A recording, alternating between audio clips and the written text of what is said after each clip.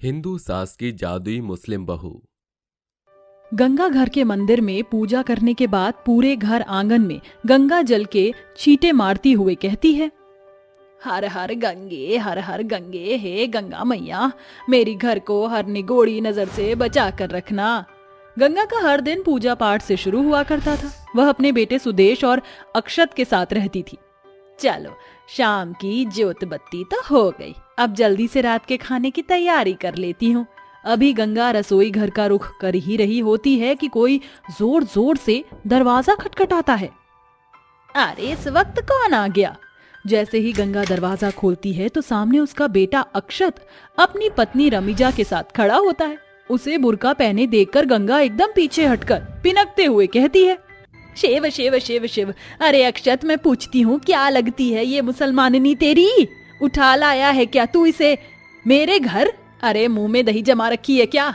बोलता क्यों नहीं कुछ? अपनी माँ को बिगड़ता देखकर अक्षत हिचकिचाता हुआ बोलता है, माँ, ये रमीजा है, आपकी बहू। हम दोनों ने शादी कर ली। ये सुनकर गंगा गुस्से से भरकर बोलती है, क्या तूने शादी कर ली? इस मुस्लिम लड़की का हाथ थामते हुए एक बार भी तुझे अपनी बूढ़ी माँ का ख्याल ना आया कि किस जतन से मैंने तुझे पाला पोसा है? तू भले इसे अपनी पत्नी मान सकता है, मगर एक मैं मुस्लिम को अपनी बहू कभी नहीं मानूंगी। गंगा अपना फैसला सुनाकर गुस्से में फुसफुसाते हुए कमरे में चली जाती है। इतने में सुदेश घर आता है। दरअसल अक्षत एक पंडित परिवार में पला बड़ा था, इसलिए गंगा का मन जात पात के भेदभाव से और खटास से भरा हुआ था। अक्षत, हमारा हाथ थामने के कारण आपके और अम्मी जान के रिश्ते में रंजिश आ गई। तुम चिंता मत करो रमीजा, माँ मान जाएगी। ऐसे ही दिन बीतते हैं और ससुराल की पहली रसोई की रस्म में रमीजा अपने हाथों से अपनी हिंदू सास के लिए खाना बनाती है। या अल्लाह, हमें तो इस बात का तकाजा ही नहीं है कि हिंदू के यहाँ पहली रसोई में क्या बनाया जाता है। एक काम करते हैं, अपने हिसाब से बना लेते हैं। इसके बाद रमीजा मीठी सेवइयाँ, चिकन बिरयानी, कबाब बनाती है, जिसकी खुशबू पूरे घर में फैल जाती है, जिसे भांपते हुए गंगा रसोई में कदम रखती है। अच्छा, तो ये बदबू मेरे घर की रसोई से आ रही है। अस्सलाम वालेकुम अम्मी जान, देखिए हमने आपके लिए कितना सब बनाया है, चिकन बिरयानी, कबाब, मीठी सेवइयाँ भी। गंगा अपनी मुस्लिम बहू को गुस्से में जोरदार थप्पड़ मारकर बहू का बनाया सारा खाना उठा उठा कर फेंकने लगती है। तेरी हिम्मत कैसे हुई मेरे घर की रसोई में आने की? सब कुछ नाश भ्रष्ट कर दिया। अब जिस घर की रसोई से मैंने जीवन भर लहसुन प्याज का छौंका भी नहीं लगाया, आज तूने वहाँ मांस मच्छी पकाया, जानबूझकर मेरा काम बढ़ा दिया। अम्मी जान, हमें बिल्कुल भी अंदाजा नहीं था कि आप हमारे यहाँ आने से इतना खफा हो जाएंगी, वरना उस खुदा की कसम हम ये भूल से भी नहीं आते। बंद करिए झूठ मूठ की दलीलें मुसलमानिनी, और निकल जा मेरी रसोई से। ऐसा कहकर गंगा धक्के देकर उसे किचन से बाहर निकाल देती है।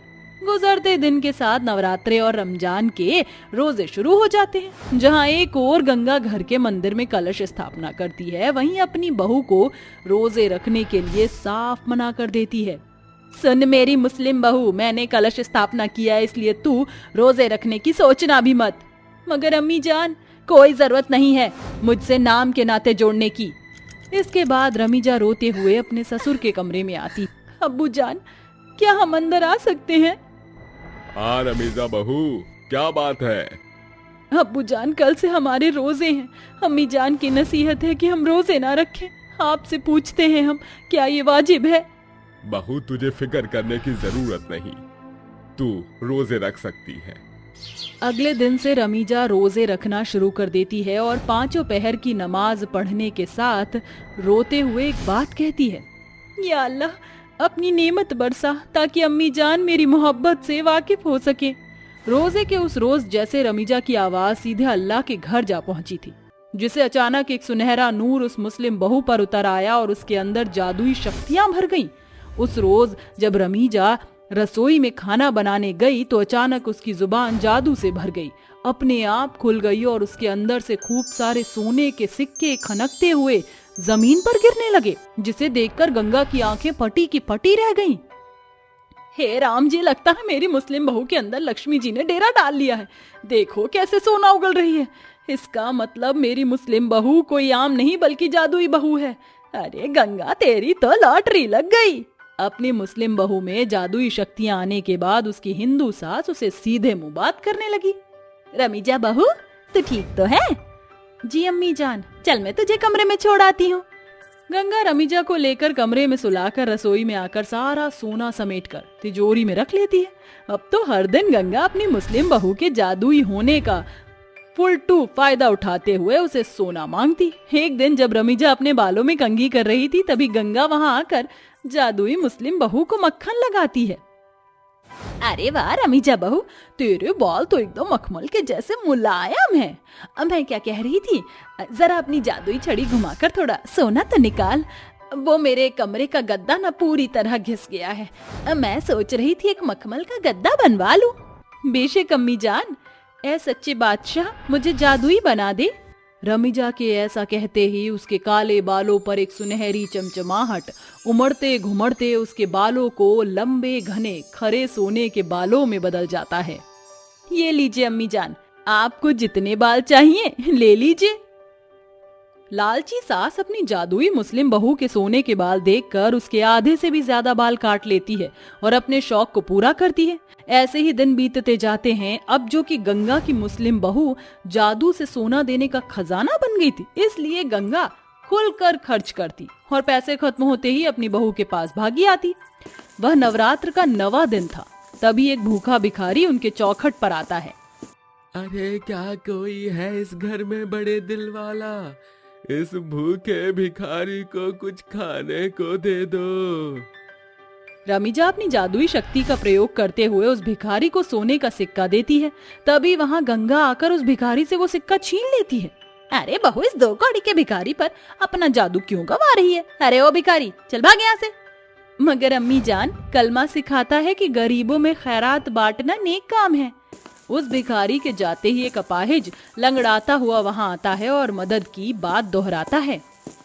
अरे इस लाचार लंगड़े की मदद करो, मेरा एक पैर नहीं, थोड़े पैसे दे दो। इस पर गंगा फुसफुसाते हुए बोलती है, एक गरीब गया नहीं कि दूसरा मुंह उठाकर चला आया। अरे यहाँ क्या पैसे का पेड़ पर लगा है? चल भाग यहाँ से। अरे अम्मा, आज तो नवरात्रि का 9वां और आखिरी दिन है, आज तो दान पुण्य कर दो। तू जाता है कि नहीं, वरना डंडा मार कर तेरा दूसरा पांव भी तोड़ दूं। इस तरह एक के बाद एक बहुत से लाचार लोग गंगा के घर का दरवाजा खटखटाते हैं, मगर वह अपनी लालच के कारण उन सभी को खाली हाथ लौटा देती है। अचानक वह सभी उसकी आंखों के सामने न जाने कहां से आकर एक में मिल जाते हैं और माँ दुर्गा का रूप ले लेते हैं। गंगा, तुम बहुत ही लालची औरत हो, जिसने अपनी बहू को बहू ना माना, मगर जैसे ही उसके जादुई होने की भनक तुम्हें लगी, तुम इस बेचारी से बुरा बर्ताव करती रही। मगर अपने जादुई होने से पहले भी तुम्हारी बहू तुम पर जान छिड़कती थी। मगर तुम बहुत ही मतलबी हो, तुम्हारे मन में किसी के लिए दया भाव नहीं। काश कि तुम समझ पाती कि घर की लक्ष्मी बहू होती है, ना कि उसका जादुई अस्तित्व। माँ, मुझे माफ कर दो माँ, मेरी आंखों को लालच ने घेर लिया था, इसलिए मैं खुद तो अपने हिंदू होने पर इतराती रही और बेचारी अपनी बहू को मुस्लिम होने का ताना मारती रही। मगर आज मैं रमीजा को अपने मन से अपनी बहू मानती हूँ। ये सुनकर रमीजा का मन खुशियों से भर जाता है, जिसके बाद देवी गायब हो जाती हैं। उस पल दोनों सास बहू की आंखें आंसुओं से भरी होती हैं। अल्लाह का शुक्र है अम्मी जान, आज आपने हमें अपनी बहू मान लिया। हम जानते थे आप हमें अपना लेंगी। हाँ बहू, चाहे तेरे भीतर जादू रहे ना रहे नहीं फर्क पड़ता, मगर अब इस हिंदू सास को तेरे होने और ना होने से बहुत फर्क पड़ता है। अब मैं तेरे और तेरे मजहब के बीच नहीं आऊंगी, तू आराम से रोजे रख सकती है। आखिरकार गंगा को अपनी जादुई मुस्लिम बहू को अपनाने का सही मायना मिल जाता है और वह दोनों एक साथ हंसी खुशी घुल मिलकर रहने लगती हैं। साथ ही रमीजा अपनी जादुई शक्ति से लाचार लोगों की बढ़कर मदद करती है। अंजना ने अपने बेटे रवि की शादी मेघा नाम के गरीब परिवार की लड़की से की थी। रवि एक मध्यम वर्ग के परिवार से था। उसके घर में माँ अंजना, पिता रमेश रहते थे। कुछ ही दिनों में मेघा ससुराल की सारी जिम्मेदारियां संभाल लेती है। वो गरीब परिवार से है, ये जानने के बावजूद भी वो उससे दहेज की मांग करती है और न मिलने पर उसे खरी खोटी सुनाया करती थी। ऐसे ही एक शाम मेघा आरती गा रही थी। ओ कान्हा अब तो मुरली की मधुर सुना दो तान, मैं हूँ तेरी प्रेम दीवानी मुझको तू पहचान। पूजा खत्म करते ही मेघा सास के पैर छूकर कहती है, माँ जी ये लीजिए प्रसाद। जा जाकर काम कर, और हाँ तेरे ससुर जी को चाय नाश्ता दिया? जी माँ जी। ये कहकर मेघा अपने ससुर को चाय नाश्ता देकर उसके पैर छूती है। कुछ देर बाद जब मेघा कपड़े धो रही थी तो अंजना ढेर सारे कपड़े फेंक कर कहती है, ए गरीब कहीं की, चले सारे कपड़े अच्छे से धो और सूखने के बाद अच्छे से इस्त्री करके कपड़े रख देना। जी माँ जी। सास अंजना का व्यवहार धीरे धीरे मेघा के प्रति बहुत खराब हो चुका था। इस बात से लगा कि देखो काफी चोट पहुंचती है। ये बात वो अपने पति से कह भी नहीं सकती थी, जो कि बेटा अपनी माँ के काबू में था और अक्सर काम के सिलसिले से बाहर रहता था। मेघा की माँ कविता गरीबी में अपना जीवन काट रही थी। सेठानी के घर झाड़ू पोछा करके कविता अपने दोनों बच्चे श्रेया और पीयूष को पाल रही थी। पैसे न होने के कारण कविता को मकान मालिक उसके बच्चों और सामान सहित घर से बेघर कर देता है, जिसके बाद कविता, श्रेया, पीयूष अपनी बड़ी बेटी के घर आ पहुंचते हैं। तभी मेघा अपनी माँ को देखकर गले लग जाती है। माँ आप अचानक से यहाँ? आपने तो मुझे बताया नहीं। और मेरे भाई बहन कैसी है? श्रेया और पीयूष तू? ठीक हूँ दीदी, आप कैसी हो? मैं भी ठीक हूँ। माँ आपने बताया नहीं? बेटा दरअसल पैसे नहीं थे, मेरा वहाँ से काम छूट गया। मैंने बहुत विनती करी लेकिन मकान मालिक नहीं माना और उसने हम तीनों को घर से बेदखल कर दिया। मुझे माफ कर दे बेटा, मैं तेरे पास नहीं आना चाहती थी लेकिन क्या करूँ, मजबूरी में मेरे पैर मुझे तेरे पास खींच लाए। कुछ समझ नहीं आया कि कहाँ रहने जाऊं इन दोनों बच्चों को लेकर। क्या माँ आप फिक्र मत कीजिए, अच्छा हुआ जो आप इन दोनों के साथ यहाँ आ गई। मैं माँ जी से बात करूंगी, वो मान जाएंगी, मना नहीं करेंगी। ठीक है बेटा, बस मेघा थोड़े दिन की बात है, जैसे ही कुछ काम मिल जाएगा तो मैं यहाँ से चली जाऊंगी। अरे नहीं नहीं माँ ऐसा मत कहो, आप जितने दिन चाहो अपनी बेटी के पास रह सकती हो। दीदी मुझे बहुत भूख लग रही है। मुझे भी दी, बहुत भूख लगी है। उनकी ये सारी बातें सुनकर अंजना ताली बजाते हुए आकर कहती है, आहा, होटल खोल रखा है ना मैंने तो, है ना बहू, जो तेरी माँ यहाँ पर आकर रहेगी, तेरा भाई पीयूष रहेगा और तेरी बहन श्रेया रहेगी। अरे मेरा बेटा तो पागल है जो कमा कमा कर लाता है और तेरी माँ बहन भाई को मुफ्त में खाना खिलाएगा। नहीं नहीं, मेरा घर कोई धर्मशाला नहीं जो कोई भी आया पसर जाए, गरीब कहीं के। अरे अंजना ये तुम कैसी बातें कर रही हो, वो हमारी समधन है। अरे काय की समधन, गरीब है ये नहीं पता है क्या आपको? माँ जी थोड़ा तो लिहाज कीजिए, आप ऐसा कैसे कह सकती हैं उनको? मुंह से कह सकती हूँ और क्या, मैंने कुछ गलत तो नहीं कहा। अब गरीब हैं तो है, जभी तो मुंह उठाकर यहाँ आ गई हैं। माँ जी ऐसा मत कीजिए, मम्मी और मेरे भाई बहन के पास अभी रहने की कोई जगह नहीं है। मैं आपके सामने हाथ जोड़कर विनती करती हूँ, प्लीज उन्हें यहाँ रहने दीजिए, प्लीज माँ जी। ओहो, अब आया ऊंट पहाड़ के नीचे, क्यों ना मैं इन सबको नौकर बनाकर रखूं। ठीक है बहू, एक ही शर्त है, तेरी माँ और तेरे भाई बहन को मैं अपने घर में रखूंगी। वो ये है कि जब ये तीनों मिलकर घर का काम करेंगे तभी इस घर में रहेंगे, वरना भूखे नंगे गरीबों के लिए मेरे घर में कोई जगह नहीं है। वैसे भी तू कौन सा दहेज में सोना चांदी लाई थी? मेरी शर्त माननी है तो ठीक, वरना तेरी माँ तेरे भाई बहन यहाँ से जा सकते हैं। माँ जी ऐसा मत कीजिए, थोड़े दिन की ही बात है। कोई बात नहीं बेटा, मुझे ये शर्त मंजूर है, हम तीनों यहाँ काम कर लेंगे। अंजना ये तुम बहुत गलत कर रही हो। अजी तुम चुप ही रहो, मेरा घर है, मेरा बेटा कमाता है, यहाँ कौन रहेगा कौन नहीं ये मेरी मर्जी होगी, तुम्हें बोलने का कोई हक नहीं है। समधन जी आप गुस्सा मत कीजिए, हम आपकी सारी शर्तें मानेंगे। चलो अच्छा ही हुआ आपने मान ली मेरी बात। जाइए बहू जा, थोड़ा खिला दे पिला दे, बहुत भूखे होंगे तेरे मायके वाले। ये सुनकर मेघा अपनी माँ और छोटे बहन भाइयों को खाना पीना खिला देती है और रोते हुए मेघा कहती है, माँ मुझे माफ करना, मेरी सास ने आपसे इस तरीके से बात की और ये शर्त माननी पड़ी, पर मैं कुछ नहीं कर सकती थी। कोई बात नहीं बेटा, मैं समझती हूँ।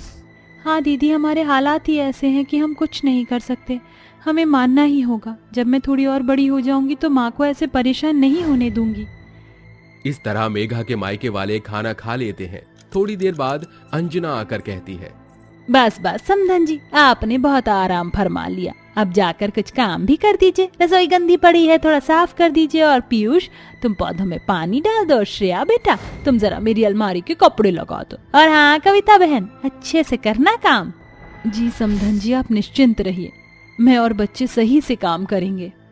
अंजना की बात सुन मेघा के मायके वाले उसकी सास की उंगलियों पर नाच नाच कर उसका हर फरमाया हुआ काम करने लगते हैं।